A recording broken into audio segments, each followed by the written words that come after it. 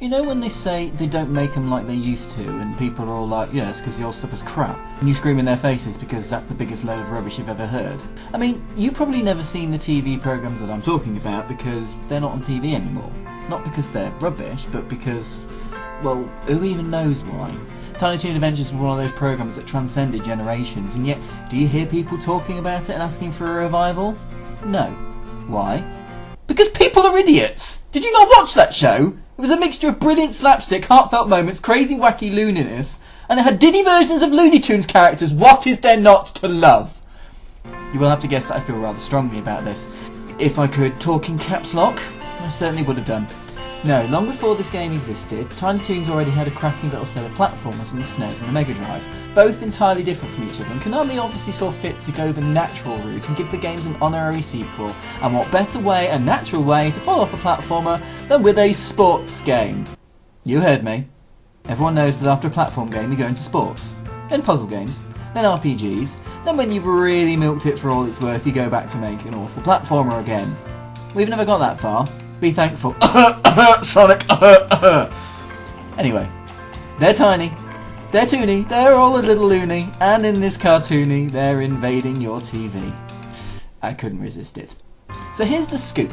Montana Max is a massive, massive dick, and he sort of set up this sports competition, a mixture of basketball and football, 3-on-3 basketball and 4-a-side football to be precise, and he interspersed with a few other random sports. Basically, you are kind of stuck with the main 4 characters in story mode. Buster Bunny, Babs Bunny, no relation, ho ho ho, Tiny Toons gag reference. Plucky Duck and Hampton Pig, who are essentially the kid equivalents of Bugs Bunny, Daffy Duck and Porky Pig, plus female version of Bugs. There are also kid versions of Sylvester, Roadrunner, Wile E. Coyote, Pepe Le Pew, and the abominable Snowman. You know the one, the character who's all, I will love him and pet him and stroke his pretty fur and I will call him George. They turned him into Elmira. It is genius, and she's immensely irritating, but they managed to capture her so perfectly in this game, as they managed to do with all of the characters. See, here's what they do totally right. That. If you watch the cartoons, you would understand that every character is lovingly and loyally portrayed in this game. Elmira is a perfect case in point. Let me explain. See, this isn't your ordinary common or garden sports game. It's a cartoon sports game, so there has to be something unusual about it. There has to be a bit of a gimmick to it. You see, the little yellow bars underneath character portraits, they're stamina bars, and if you have enough stamina, i.e. up to half, then you can use your character's signature move. It basically defeats goalkeepers in single hits, or can be an epic 3-pointer in basketball. They're tailored to each character for the most part. Buster and Babs are focused on speed, as is Little Beeper. Hampton wraps himself around the ball and bounces his way to the goal/basket. Montana Max cheats by bringing out a car or plane and crashing into other characters. Elmira squeezes the life out of every opponent. Hug him and squeeze him and call him George. While Plucky, oh my god, Plucky Duck, the single best character in the entire show, and thus the game, flies into the air with the ball in his beak, as slowly as possible, and into the path of falling anvils. If an anvil hits him, his beak shoots off into the goal or basket. Best thing ever. Now, if that isn't staying loyal to the show, I don't know what is. Plus, in the ensuing carnage, I managed to get one of the opposing teams squashed under an anvil. Fucking ace. The way that Konami were able to capture the essence of the TV show and its characters into this game is actually pretty special. Plus, look at the damn sprites. They are absolutely terrific. They look amazing even now. There's something so clean and crisp about them that they actually do hold up pretty nicely today. The amount of animation is reasonable, although that doesn't hold up quite so well. They tend to skimp on that area a bit and reuse frames quite regularly, particularly in the win-loss animations. I mean, they had to skimp somewhere, and it's not as though it makes the game look awful. It's just in certain circumstances, watching a character kick a bowling ball instead of actually bowling is a bit wince-inducing. On the plus side though, you are technically playing a 90s cartoon, which is always nice. Konami did have a way of doing quite a lot with these types of licenses. Animaniacs had a similarly loyal feel to it. The way the story mode works is that essentially you're given a match to play, and you choose either Plucky, Babs and Buster for basketball because you never choose Hampton because he sucks. And then you shove Hampton in goal, always for football matches, because of course you do. If you win, you go through to the next match. So far, so ho-hum. Oh, and there's bowling. And an obstacle course.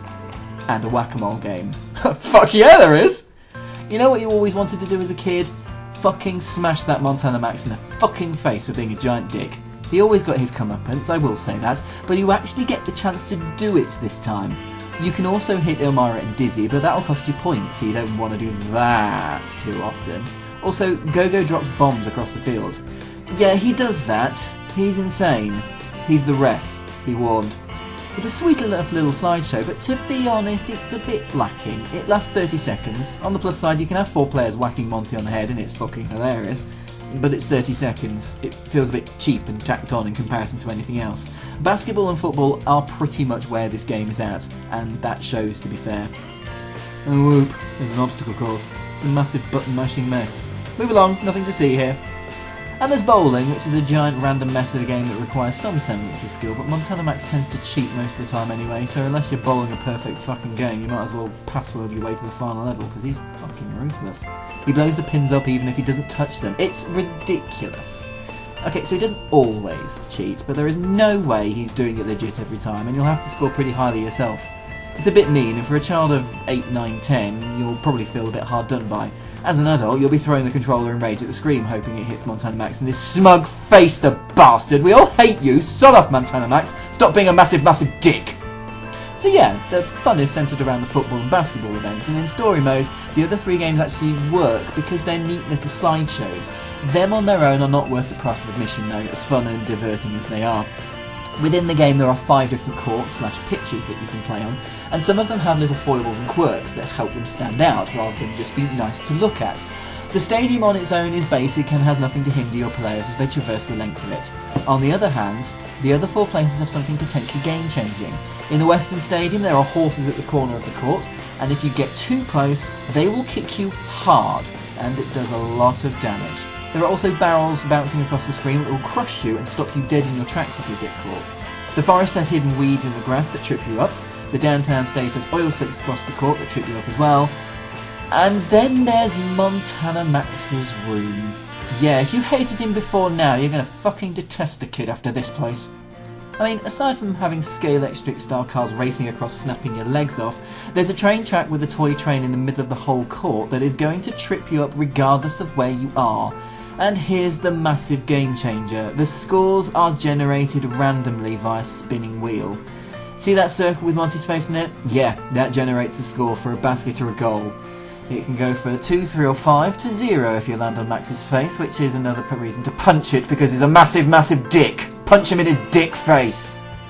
See, it's a mechanic you need to be aware of in case you play in the final match and score 3 goals and only get 2 points when Monty's team scores 1 goal and gets 3 points for it.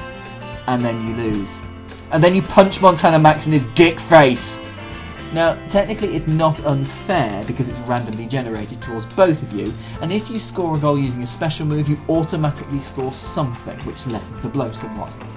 If you're playing a 2-player game, this is something you obviously both need to be aware of, and if you lose, despite scoring a few more goals/baskets than your opponent, you cannot complain.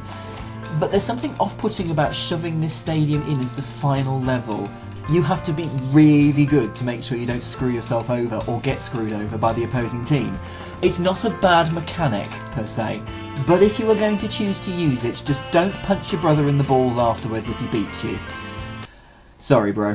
Essentially though, what we have here is a really nifty little sports game. It's not amazing, it's not trying to be the most amazing game in the world, and it certainly isn't trying to be the best sports game in the world. It's Tiny Toons playing sports with each other and chucking balls into each other's faces with cars and anvils and ESP and all that shit.